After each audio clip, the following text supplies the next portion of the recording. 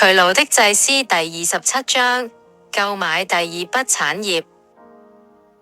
有2年嘅時間，主一直喺豪威爾心入面放下一個負擔，要再添購一筆房地，去應付學生人數加倍增長嘅需要。佢讀到嘅話語係：要擴張你帳幕之地，張大你居所的幔子，不要限制，要放長你的繩子，堅固你的橛子。呢句話一直係佢心入面回響。喺第一本記錄冊出版之前1個月，豪威爾聽到查爾斯版盧森爵士去世嘅消息。呢位爵士係德敏普莊園嘅主人。德敏普就喺格林德溫唔遠處，係一塊極之美麗嘅地方。德敏普喺威爾斯語入面意思係大橡樹，嗰啲古老嘅樹木直到今日仍然企喺度。查爾斯爵士生前係眾議院衛生委員會主席，佢曾經花費巨資買下呢片土地，仲逐步將孟波斯路到德敏普之間嘅土地全部買晒，為咗唔俾任何建築物阻擋佢哋觀賞天鵝海灣嘅景色。呢塊地一共有17畝，上面有一棟大屋同3座別墅。查爾斯爵士藉住改造呢塊地，充分展現出佢喺建築方面嘅才華。佢喺土地上遍植青草同花床，又遠從意大利運石材過嚟，修築意大利式花園。單係呢啲園藝同建築工程就花咗大約2萬英鎊。曾經到過呢度作客嘅人，包括前任首相盧合版、喬治一家、摩爾確特法官同其他國會要員。隨着天鵝海旁邊嘅小城不斷向孟波斯方向發展，德敏普正成為最接近大學嘅莊園之一。呢塊地嘅價值增長得非常驚人。主向豪威爾啟示，德敏普就係他要佢買嘅第二筆產業。於是豪威爾開始為呢塊地禱告，亦都不時同朋友一齊喺德敏普嘅圍牆外面散步。佢形容自己好似喺繞住耶利哥城嘅城牆行一樣。冇幾耐，佢聽到消息，盧森夫人正準備出售呢塊地，而羅馬教會又一次出面接洽，想要購買。面對呢個情況，豪威爾知道事情非常嚴重。佢心入面好清楚，如果佢哋得到呢塊地，就可以喺大學附近建立一個據點。佢確信上帝再一次呼召佢去對抗羅馬教會嘅勢力，但佢唔敢隨便行動，覺得必須從上帝得到一個印證。於是佢向主求一個記號，請求主喺第2天派一位從來未為學院奉獻過嘅人，寄一張大額支票俾佢，以此印證主嘅旨意。第2日，第一班郵件嚟，冇錢；第2班郵件嚟，仍然冇。到第3班郵件，終於嚟咗一封信。打開一睇，入面夾住一張100英鎊嘅支票，而奉獻嘅人真係從來未為佢哋奉獻過。豪威爾知道主已經開始回應，但嗰段日子，英國正面臨全面通貨膨脹，經濟壓力前所未有，實在唔係一個適合承擔另一項重大責任嘅時機。豪威爾形容自己嗰個時候擔子非常沉重。佢話，當上帝要藉住你成就一件大工程嘅時候，主往往會將所有難題一齊擺喺你面前。因此佢覺得有需要再求一個印證。佢嘅50歲生日就快到，仲有幾日。於是佢向主求，請主送一張面額50英鎊嘅支票俾佢，代表1年1英鎊。而且呢張支票亦必須來自一位從未為佢哋奉獻過嘅人。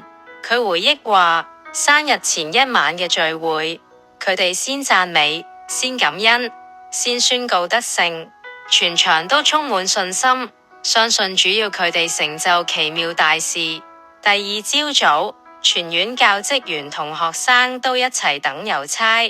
好奇怪，郵差只帶來一封由蘇格蘭寄嚟嘅信。佢哋帶住興奮嘅心情打開，發現入面果然有一張50英鎊嘅支票，而奉獻嘅人亦都係佢哋以前唔認識嘅。豪威爾知道主再一次清楚印證。豪威爾收到呢兩個印證之後，就將呢件事帶去見佢嘅堂兄約翰。豪威爾醫師，約翰正喺天鵝海灣一帶行醫。豪威爾同佢講，呢筆錢係上帝俾佢嘅記號，證明佢將會成為德敏普莊園嘅主人。約翰醫師就帶佢去同盧森夫人接洽。幾日之後，佢哋兩個一齊去參觀嗰座莊園。盧森夫人答應優先考慮將莊園賣俾佢哋。好奇妙嘅係，就係佢哋拜訪盧森夫人嗰一日，竟然遇到羅馬天主教會嘅代表。嗰個人遠從倫敦嚟睇呢個莊園，但上帝安排咗一個好差嘅天氣，又濕又大霧。我相信嗰個人連莊園一半都未睇清楚就走咗，加上當時草長得好高，遮住咗原本嘅景致，所以佢一定帶住一個好差嘅印象離開。不過豪威爾知道呢一次係真正同敵人短兵相接，大考驗就快嚟到。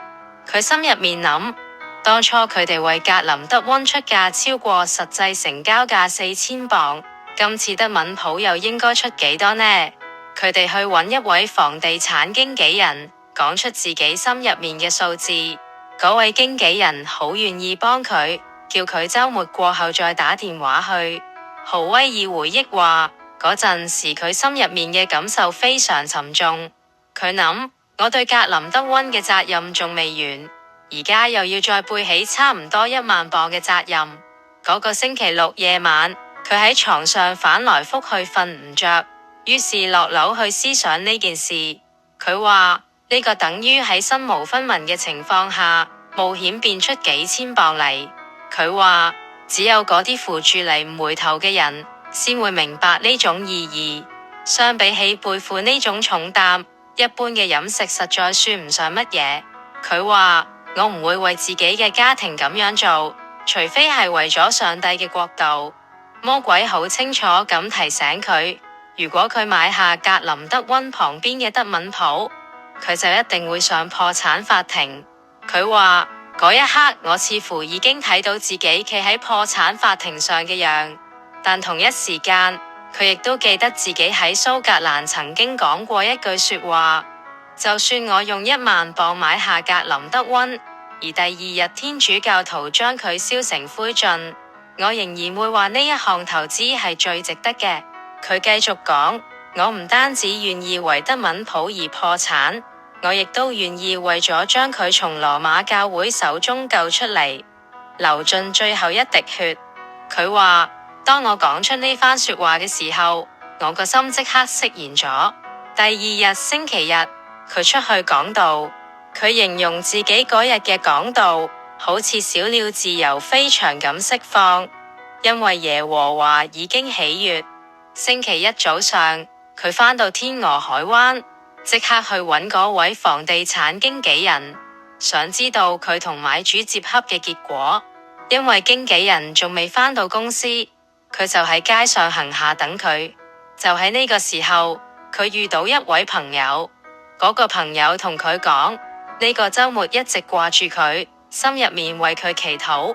豪威爾就同佢講，我諗過自己上破產法庭嘅樣，仲同佢形容咗星期六夜晚得勝嘅經過。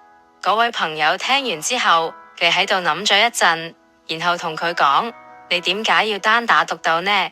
難道你係世上唯一嘅抗議者咩？豪威爾回答，好似真係咁。朋友就對佢講，你唔可以一個人承受呢個壓力。如果保守福音派用血為我哋爭取咗自由，我哋都應該為保存呢份自由付出代價。你去揾你嘅經紀人，如果你嘅出價被接納，你就返嚟揾我攞錢。豪威爾話，嗰一刻嘅勝利真係無價之寶。兩個人靜靜企喺原地，眼入面都充滿喜樂嘅眼淚。佢話，呢一座山真係好難攀，但我竟然可以好似亞伯拉罕咁講，耶和華已預備，在他的山上必有預備。佢亦都好似聽到上帝對他嘅僕人講，因為你做咗呢件事，我要賜福俾你，因為你聽從咗我嘅聲音。佢話，上帝嘅話語總係喺山上被發現，要向主證明你有活潑嘅信心，就必須先信靠他嘅話語同得勝嘅英雄。到呢度係第二部分，下一部分會非常戲劇性同關鍵。律師拖延，被告知德敏普已賣，堂兄強行入屋見律師，發現財團支票已到，但因病未成交，主命令當晚一定要買。夜訪魯森夫人，只剩25磅作訂金，8000磅成交。聖誕前夕簽約，最後立石碑刻經文。星期一早上，豪威爾同堂兄約翰一齊去到律師事務所，想將契約簽好，但一到達，入面只得一位職員。職員話，律師病咗，留喺屋企，今日唔返工，並且託佢帶口信俾佢哋，話德敏普已經賣咗。豪威爾話，嗰一刻堂兄幾乎接受到呢個消息，腦袋一片混亂。但豪威爾心入面即刻知道，呢個係一個極大嘅考驗。呢件事究竟係出於上帝，定係出於人？佢心入面好清楚，如果呢件事真係出於上帝，德敏普一定唔會賣俾第二個人。走出律師事務所嘅時候，主俾佢力量。佢同堂兄講，德敏普仲未賣。堂兄好激動咁回應，你冇聽到個小姐話德敏普已經賣咗咩？點解你仲話未賣？豪威爾回答，因為係主要我去買佢。好幾個月前，我已經將呢件事印喺小冊子入面。你可唔可以去見下嗰位律師？佢係你嘅老病人。堂兄諗一諗，同意咗，立即去律師屋企。律師嘅女兒出嚟應門，話任何人都唔可以見佢爸爸，因為佢病得好重。堂兄即刻回應，我從來未聽過一個病人病到唔可以俾醫生睇嘅地步，然後就直接行入屋。入到去之後，佢先知道，原來嗰個財團已經寄咗一張支票俾律師，作為投機款。如果律師冇病，嗰筆交易喺當日朝早就已經敲定，但因為律師病咗，拖延咗，去到11點鐘，律師同意拒絕同嗰個財團簽約。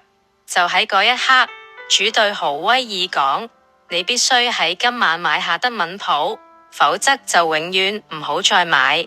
於是嗰晚，豪威爾同太太一齊去拜訪魯森夫人。當佢哋駛入條車道嘅時候，發現所有燈都熄晒。